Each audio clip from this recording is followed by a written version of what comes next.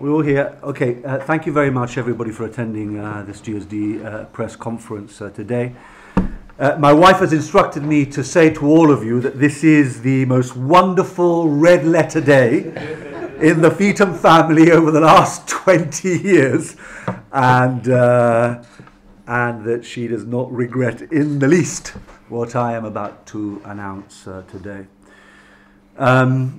After a lot of reflection, after a lot of thought, I have decided that I will be stepping aside as leader of the GSD. It's not a decision that, in fact, is likely to surprise any of you, because in my regular contacts with members of the press and in private conversations that I have had with a lot of you, you know that this was on the cards, and that really it was a matter of time and not if. My original timing, which I had described to my MPs, and everybody knew about it, was that I was looking to stepping aside by the end, or announcing it by the end of the year, and possibly at the very latest, stepping aside at the very latest by February of next year. That timetable was fluid, but the long stop date was an announcement in December of this year. Obviously, paramount in my mind has been the issue of the succession of the GSD, because I have always wanted the best for the party, and wanted to make sure that that at least there was somebody from within the parliamentary party that was perfectly capable of picking up this particular challenge, which is a great challenge, although it's a great privilege and an honour, but it's a great challenge. And earlier on this year, I appointed Roy as my deputy.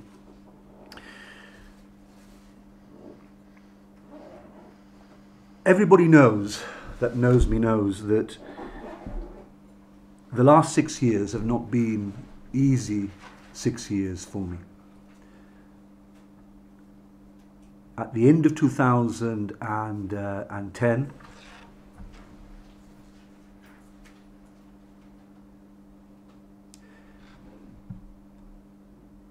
my family and I went through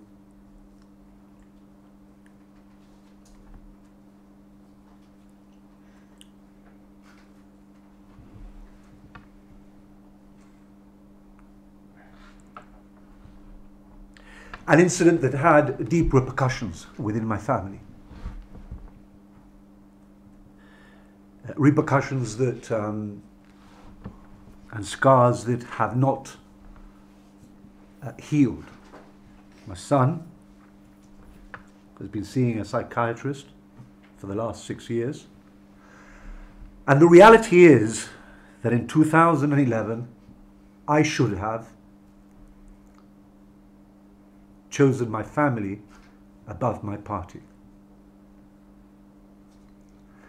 But I chose to stay because I believed that my party, and the party leader at the time told me that my party would stand a better chance of winning the 2011 election with me than without me. Taking over from Sir Peter in circumstances where we had been in government for 16 years has been an absolutely colossal task. People cannot imagine how difficult a task it has been. I have attempted to do so with dignity, with, above all, courage, but of course in the only style that I know, and that is by holding the government to account on the issues that I believe are the big issues of the day for Gibraltar. At times, I have felt, with respect to everybody on this table, whom I respect enormously, but at times I have felt that although leadership is a very, very lonely place at the best of times, that over the last 6 years it has been particularly lonely for me in that job of not only holding the government to account, but also pulling my political party forward in very, very difficult circumstances. After the last election, it was my intention, even though publicly I said that I would see it through until the next election, it was always my intention to step aside as soon as I had prepared somebody to be able to take over from me. And indeed, some of you that I have had conversations with know that this is true. The difficulties with politics over the last 6 years,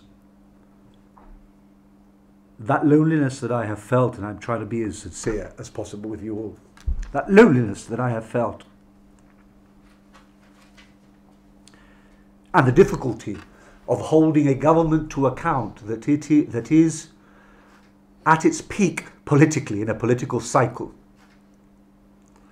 because politics at the end of the day is about political cycles, but that being at its peak has added pressures on my family life that at times have been unbearable. It just simply is not fair on my wife Julia and on my children for me to make them go through what they have been going through over the last few years. And that came to a head last week, and I'll come back to Mr. Llamas in due course. It came back to a head last week when I was working about 14 hours a day at times during the week, both on a case that was very important to the jurisdiction, but also on the budget and dealing with the fallout of Mr. Llamas's decision to vote against the budget, against the opposition on the budget. Going home at 9, 10 o'clock at night, trying to leave the toxicity of politics outside the door,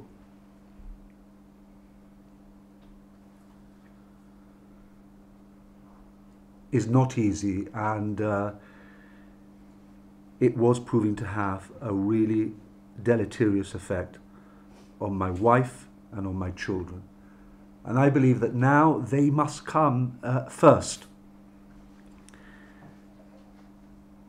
I'll explain the sequence of events in a moment, but I want to also just highlight some of the positives. It has been an absolute privilege and an honour for me to have served the people of Gibraltar in different capacities over the last 18 years. I have served as leader of the Labour Party for 5 years, chairman of the GSD for 2, Gibraltar's First Minister for Justice for 4 years. I've been deputy leader of the opposition, and I've been leader of the opposition. And I'm just grateful to God, and I'm grateful to the people of Gibraltar that they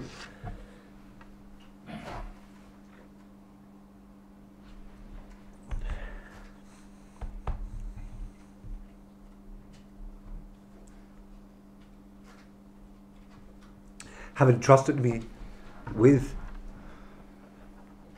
these various roles over those 18 years.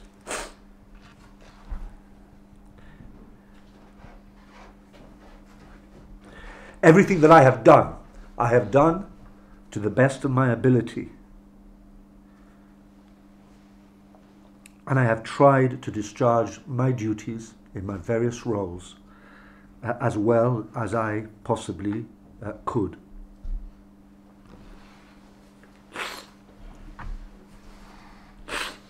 Apologies. I want to now explain the decision of Mr. Llamas. Thank you very much. On Monday of last week, on the 1st of July, in this room, and others will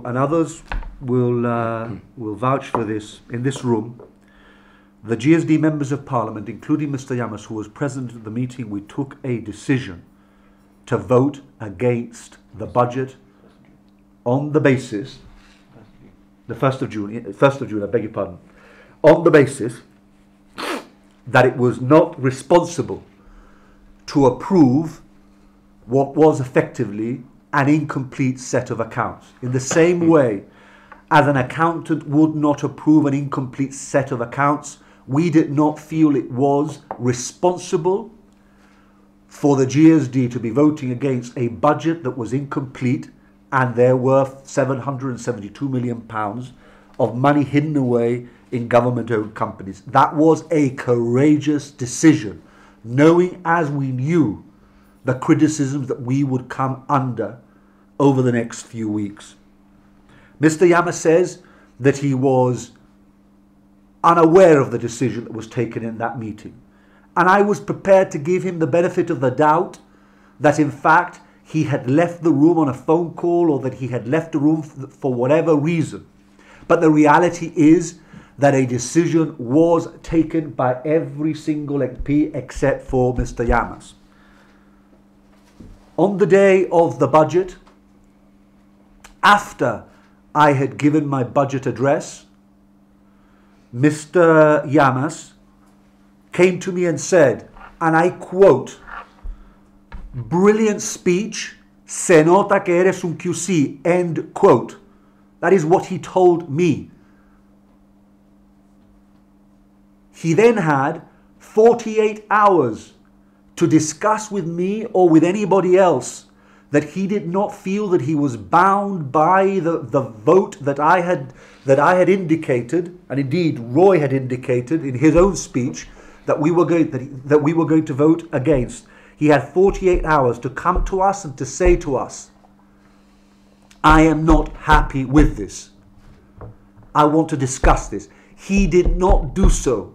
And 3 minutes before GBC carrying Mr. Yamas' statement, he sent a WhatsApp to MPs telling them, "I'm sorry, but due to lack of process, I am voting against the budget."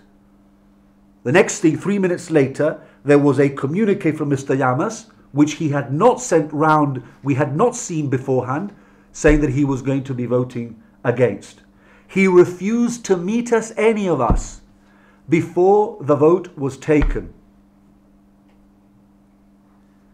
In the light of the fact that I had already indicated to my MPs that I was going to be stepping aside, I felt that my authority had been seriously undermined by Mr. Yamas' decision. And on Monday, I indicated to MPs that I wanted to accelerate the timing of my stepping aside. Mr. Yamas knew full well that I was stepping aside before he took the decision to issue the latest statement resigning from the GSD. And to say that he is resigning because of issues with me as party leader is dishonest, to say the least.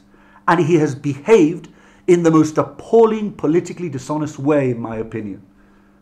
And I believe that this has been carefully choreographed and stage managed in order to cause the GSD the maximum possible damage. At no stage has he sought to sit down and to talk about an orderly transition and an orderly management for the sake of the GSD. I really don't want to dwell too much on Mr. Yamas from a personal point of view, because of course this was a press conference that I was going to have in order to announce that I was stepping aside, regardless of what Mr. Yamas, what the decision of Mr. Yamas. My decision to step aside was not related to him. I had already made the decision to step aside as leader of the GSD.